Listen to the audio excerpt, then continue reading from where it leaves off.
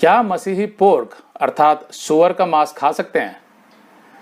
अगर आप हमारे संदेशों के नीचे के कमेंट्स पढ़ते हैं तो आपने देखा होगा कि हर तीसरे चौथे दिन हमारा कोई ना कोई दर्शक ये सवाल ज़रूर पूछता है।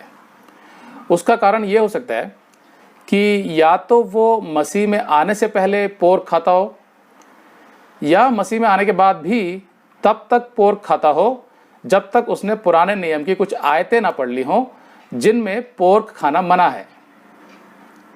इसलिए वो असमंजस में पड़ जाता है कि अगर वो पोर्क खाता है तो कहीं कुछ पाप तो नहीं करता। पुराने नियम में परमेश्वर ने इजरायलियों को पोर्क खाने को सख्त मना किया था। क्यों? बाइबल के विद्वान इसके अलग अलग कारण बताते हैं।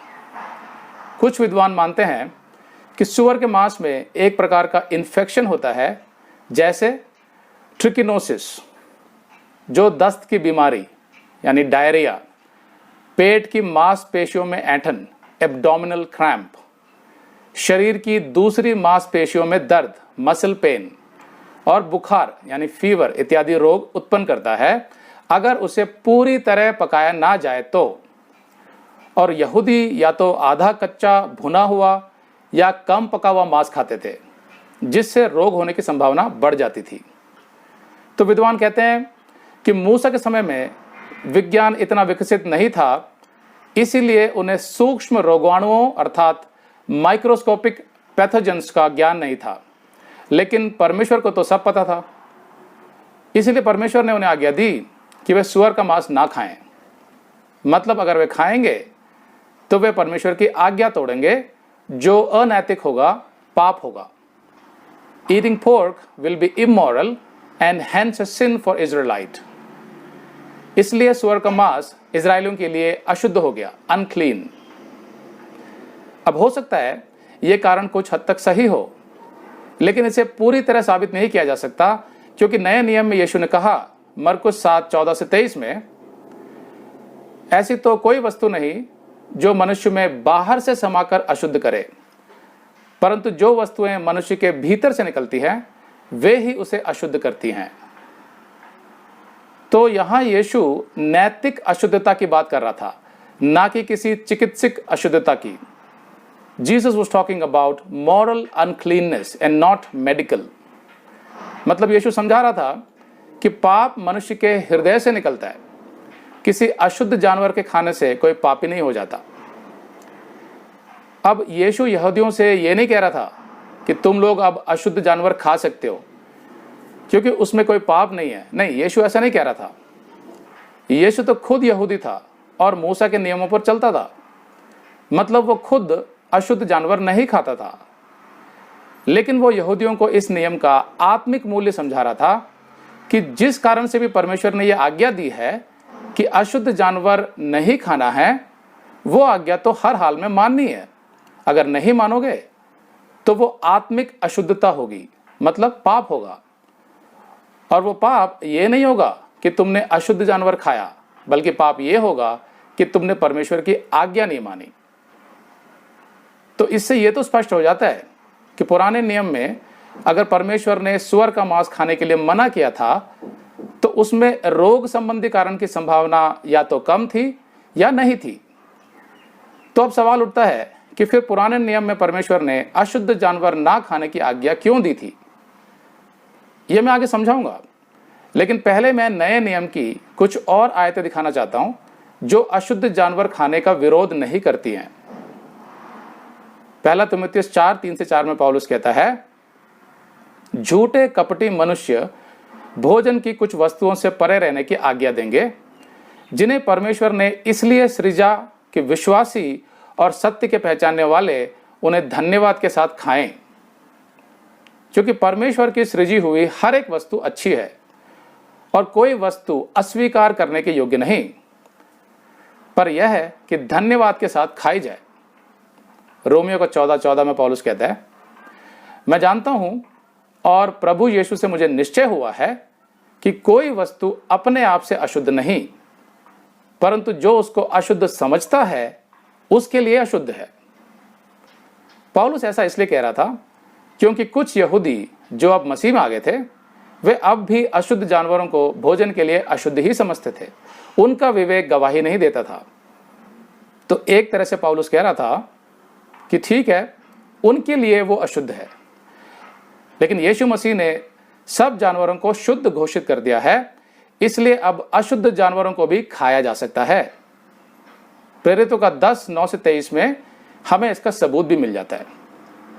प्रेरितों के 10:9-23 में एक बार जब पतरस बहुत भूखा था और उसे एक दर्शन दिखाई दिया जिसमें उसे चादर के समान एक बड़ा सा पात्र पृथ्वी की ओर आता दिखाई दिया, जिसमें पृथ्वी के सब प्रकार के चौपाए और रेंगने वाले जंतु और आकाश के पक्षी थे। फिर उसे एक शब्द सुनाई दिया कि इन सब को मार कर खा। तब पतरस ने इनकार कर दिया, ये कहकर कि यहूदी होने के नाते उसने कभी कोई अपवित्र या अशुद्ध वस्तु नहीं खाई है। फिर प्रेरितों का 10:15 कहता है, फिर दूसरी बार उसे शब्द सुनाई दिया कि जो कुछ परमेश्वर ने शुद्ध ठहराया है उसे तू अशुद्ध मत कह। तो यहां पर परमेश्वर पतरस को सुसमाचार सुनाने के लिए रोमी सूबेदार कुरनेलियुस के घर भेजना चाहता था, इसलिए उसने चिन्ह के तौर पर अशुद्ध जानवर दिखाकर कहा कि उसने अब अन्य जातियों को, जिनको यहूदी अशुद्ध समझते थे, उन्हें परमेश्वर ने अब शुद्ध ठहरा दिया है। मतलब परमेश्वर का राज्य अर्थात चर्च अन्य जातियों के लिए भी है। तो हालांकि ये दर्शन पतरस को एक आत्मिक सिद्धांत समझाने के लिए था, लेकिन फिर भी इसमें मसीह द्वारा अशुद्ध जानवरों के शुद्ध घोषित किए जाने की बात भी निकल कर आती है। कैसे? पुराने नियम में परमेश्वर ने कुछ जीवों को शुद्ध और कुछ को अशुद्ध घोषित किया था। जीवों को 3 वर्गों में बांटा गया था, जमीन पर रहने वाले, पानी में रहने वाले और हवा में उड़ने वाले। विद्वानों का मानना है कि हर वर्ग में से कुछ जीवों को उस वर्ग का स्तर ठहराया गया था, स्टैंडर्ड, मापदंड, कि भाई ये कुछ जीव उस वर्ग के जीवों का स्टैंडर्ड हैं और जो जीव उस स्टैंडर्ड से हटकर होंगे अर्थात उनके जैसे नहीं होंगे वे अशुद्ध कहलाएंगे।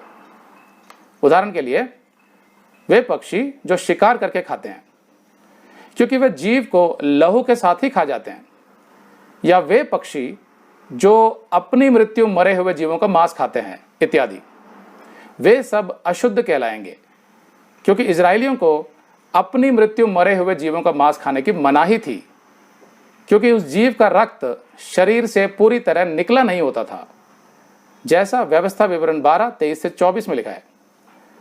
परंतु गाय, भैंस, भेड़, बकरी का लहू किसी भांति ना खाना, क्योंकि लहू जो है वह प्राण ही है और तू मांस के साथ प्राण कभी ना खाना।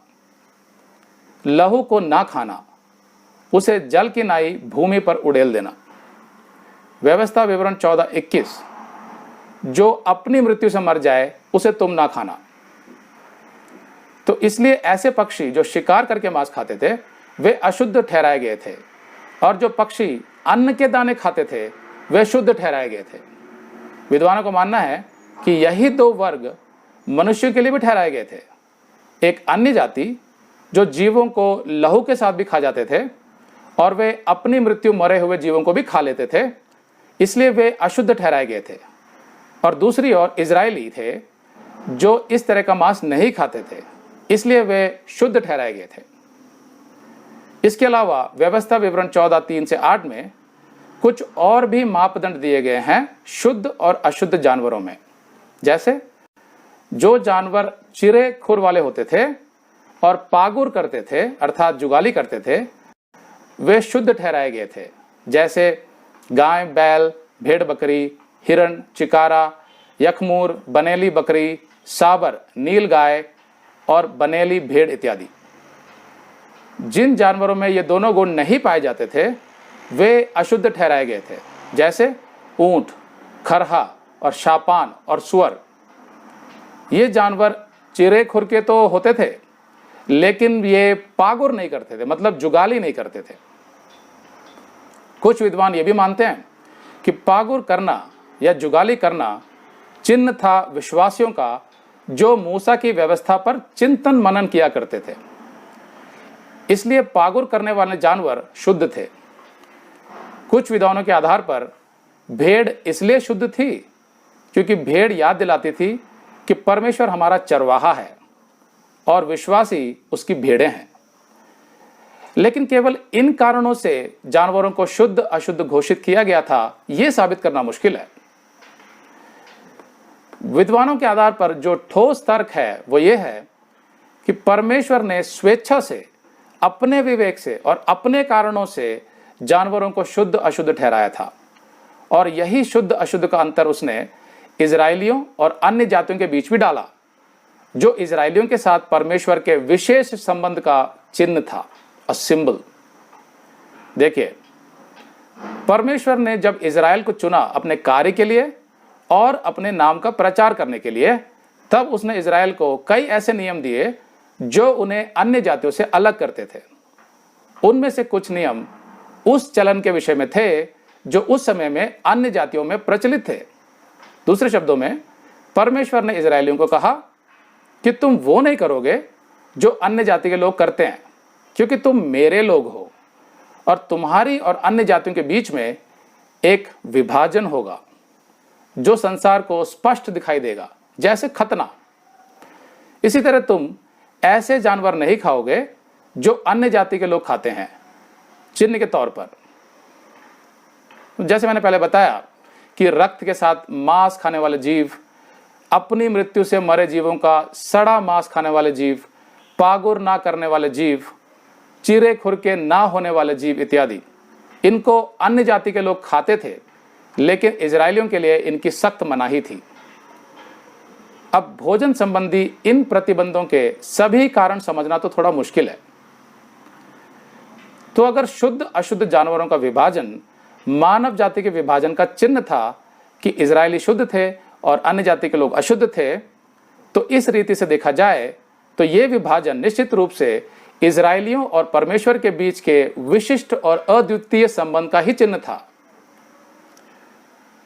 दूसरे शब्दों में कहा जाए तो शुद्ध अशुद्ध जानवरों का विभाजन भोजन संबंधी कम और आत्मिक विभाजन ज्यादा था इजरायलियों और अन्य जातियों के बीच में। इसलिए जब यीशु ने कहा मरकुस 7:15 में, ऐसी तो कोई वस्तु नहीं जो मनुष्य में बाहर से समाकर अशुद्ध करे, परंतु जो वस्तुएं मनुष्य के भीतर से निकलती हैं वे ही उसे अशुद्ध करती हैं, तब वो यही समझा रहा था कि किसी भी प्रकार का भोजन या किसी भी प्रकार के जीव को खाने से मनुष्य अशुद्ध नहीं होता, बल्कि अशुद्धता तो उसके हृदय के अंदर से निकलती है, आत्मिक अशुद्धता। तो सुअर जो एक अशुद्ध जानवर था, उसके खाने पर प्रतिबंध एक चिन्ह था जो इजराइल को उसके पड़ोसी देशों से अलग करता था जो अन्य जाति के थे।